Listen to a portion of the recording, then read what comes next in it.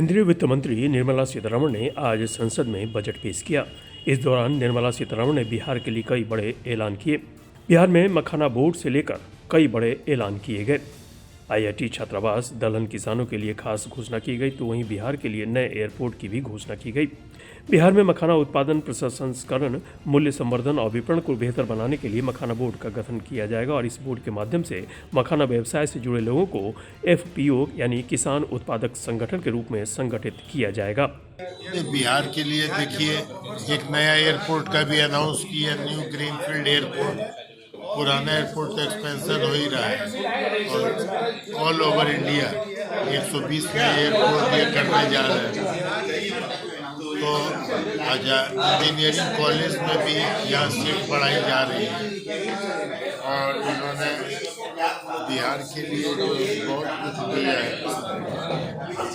MSME के लिए भी बहुत सुविधा दी जा रही है। तो all over India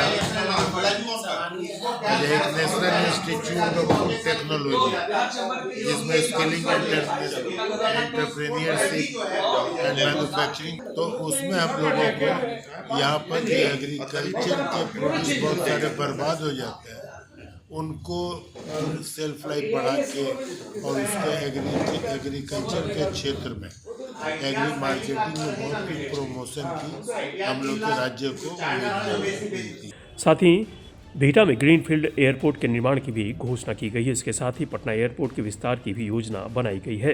greenfield airport का निर्माण ऐसी भूमि पर किया जाना है जहां पहले से कोई ढांचा मौजूद नहीं होता। इसके उद्देश्य मौजूदा हवाई अड्डों पर बढ़ती भीड़ को कम करना और बेहतर हवाई सेवाएं प्रदान करना है।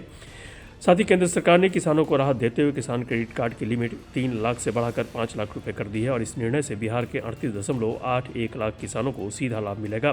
सबसे पहले तो सीतारमण जो वित्त मंत्री हैं, वो बिहार के लिए एक सबसे बड़ा संदेश दे रही थी कि वो जो आज साड़ी पहन कर आई थी, वो बिहार की मैथिली पेंटिंग की साड़ी पहनी हुई थी। इससे स्पष्ट वो एक दिखाई दे रही थी कि आज हम बिहार को कुछ देने वाले हैं और उन्होंने बिहार के लिए बहुत कुछ दिया। एक तो मखाना प्रोसेसिंग का जो गठन किया, इससे बिहार के किसानों को बहुत ज़्यादा फायदा होगा, क्योंकि मखाना का सबसे ज़्यादा पैदावार बिहार में ही होती है। बिहार के जो बुद्धा पार्क टेक्निक जो बारे में बताया पर्यटक के लोगों को लिए, इसका भी फायदा बिहार को होगा।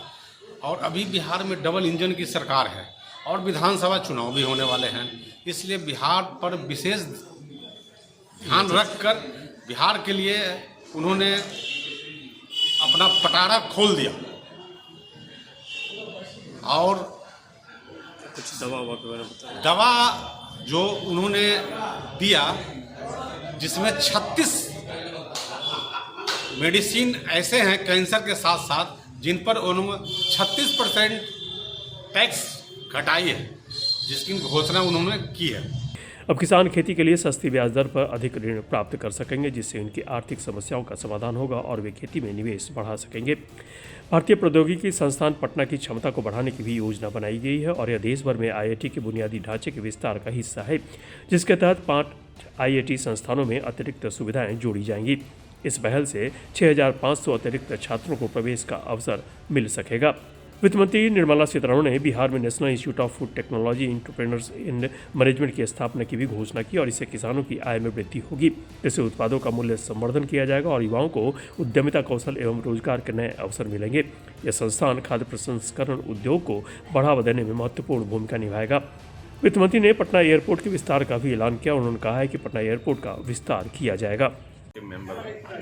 सबसे पहले मैं एक वेलकम स्टेप जो है CGTMS का स्कीम में जो 5 करोड़ से 10 करोड़ रुपया किया गया, ये MSME के व्यापारियों और इंडस्ट्रियलिस्ट के लिए सबसे बड़ा बूस्टअप का काम करेगा। तो और CGTMS में होता क्या कि क्रेडिट गारंटी में उनको कोलेट्रल नहीं देना पड़ता। 10 करोड़ से विदाउट कोलेट्रल, तो बिजनेस को, इंडस्ट्री को बहुत फ़ायदा होगा। और एक स्टार्टअप के लिए उन्होंने फंड 91,000 करोड़ से लेकर 10,000 करोड़ किया है और 10,000 एडिशनल उसकी व्यवस्था करी है। तो स्टार्टअप इंडस्ट्री के लिए ये बूस्टअप है। इसके अलावा जो IIT में सीट डबल कर दिया गया है और मेडिकल का सीट 70,000 कर दिया गया है, इससे टेक्नोलॉजी और टेक्नोलॉजी इन्हांसमेंट में बहुत मदद मिलेगा।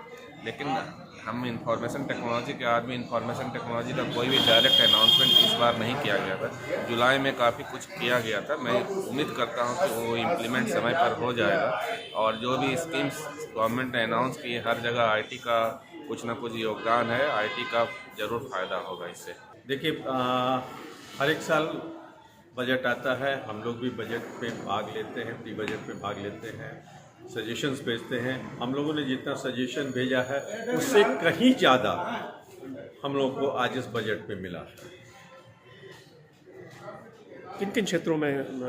हर एक क्षेत्र में, शिक्षा के क्षेत्र की बात कीजिएगा, IIT पटना को डेवलप किया जा रहा है और नए R&D का सेक्टर उनको डेवलप कर रहे हैं। एयरपोर्ट के क्षेत्र में एक नया ग्रीनफील्ड एयरपोर्ट की बात किया गया है। कृषि के क्षेत्र में बात कर लीजिए, मेडिकल के क्षेत्र में बात कीजिए, MSME के क्षेत्र में बात कीजिए। कोई ऐसा फील्ड नहीं है जिसमें बिहार को उन्होंने, और इनफैक्ट 6 बार उन्होंने बिहार का नाम भी लिया है। और लास्ट जो, वही मैं फिर से बोलूँगा कि जो इनकम टैक्स जो मध्यम वर्गों के लिए जो जिस तरीके से 12 लाख के लिए जो अनएक्सपेक्टेड था, हम लोगों ने भी जो डिमांड किया था वो 10 लाख के लिए डिमांड किया था और न तो कम से कम 10 लाख पे 5% का टैक्स का डिमांड किया था। ये सबसे ऊपर उन्होंने 12 लाख टैक्स फ्री जो छूट दिया मध्यम वर्ग के लिए, ये काफ़ी सराहनीय है।